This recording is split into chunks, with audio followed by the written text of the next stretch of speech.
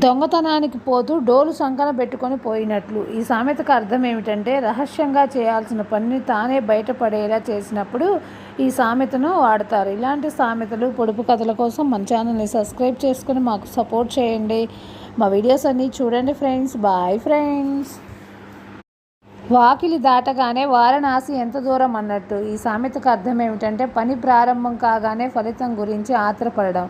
ఇలాంటి సందర్భంలో ఈ సామెతను వాడతారు. ఇలాంటి సామెతలు, పొడుపు కథల కోసం మా ఛానల్ని సబ్స్క్రైబ్ చేసుకొని మాకు సపోర్ట్ చేయండి. మా వీడియోస్ అన్నీ చూడండి ఫ్రెండ్స్. Bye friends. భయం లేని కోడి బజార్లో గుడ్డు పెట్టిందట. ఈ సామెతకు అర్థం ఏమిటంటే, బజార్లో పెడితే ఎవరైనా దాన్ని ఎత్తుకెళ్తారని తెలిసి కూడా కోడి గుడ్డు పెట్టిందంటే దానికి అసలు భయం లేదని అర్థం. అలాగే ఏదైనా పని చేసేటప్పుడు దాని పర్యవసానాలు ఆలోచించి చేయాలి అలా అని చెప్తోంది ఈ సామెత. ఇలాంటి సామెతలు, పొడుపు కథల కోసం మా ఛానల్ని సబ్స్క్రైబ్ చేసుకోండి. Bye friends.